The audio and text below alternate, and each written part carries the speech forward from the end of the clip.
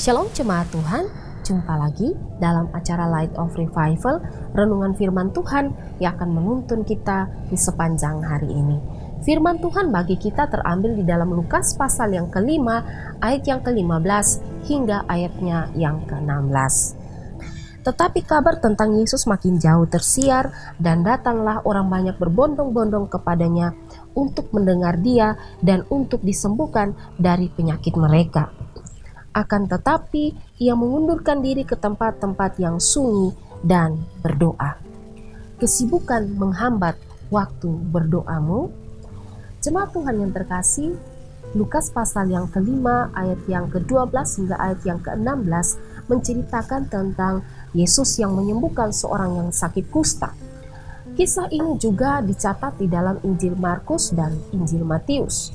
Di dalam Lukas pasal yang kelima ini mengisahkan tentang Yesus yang ketika itu berada dalam sebuah kota. Menurut Matthew Henry, sebuah kota ini adalah kota Kapernaum.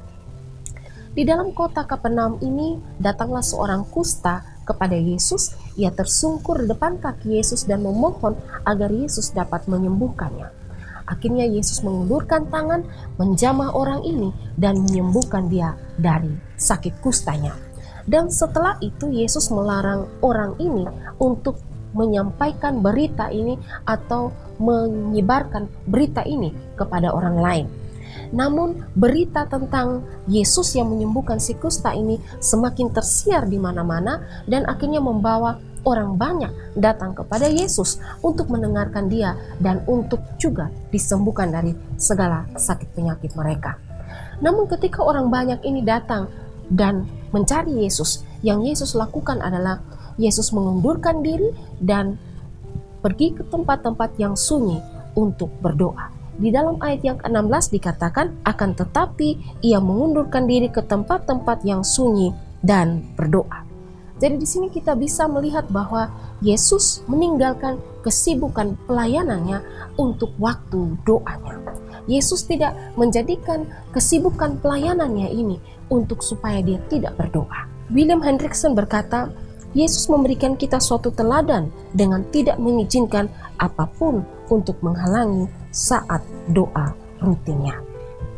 Saudara, ini pelajaran penting bagi kita bahwa kesibukan kita janganlah menghambat kita dalam waktu-waktu doa kita. Banyak di antara kita yang sering kali dan bahkan selalu beralasan sibuk pelayanan, sibuk bekerja, sibuk belajar, sibuk dalam bisnis-bisnis kita, akhirnya membuat kita lupa atau mengabaikan jam-jam doa kita. Kalau dalam hal pelayanan saja kita harus meninggalkan kesibukan pelayanan sejenak dan memberi waktu untuk berdoa, apalagi untuk hal-hal lain seperti pekerjaan, seperti studi, seperti hobi, kita harus meninggalkan sejenak kesibukan itu dan memberi waktu kita untuk berdoa. Jangan biarkan kesibukan pelayanan, kesibukan kita dalam bekerja, kesibukan kita dalam belajar, dalam studi kita, dan hobi kita, dan lain-lain sebagainya menghambat waktu kita untuk bersekutu dengan Tuhan, menghambat waktu kita dalam berdoa. Jika Yesus saja yang adalah anak Allah memprioritaskan doa di dalam kehidupannya, dalam segala kesibukan pelayanannya, begitu pula dengan kita.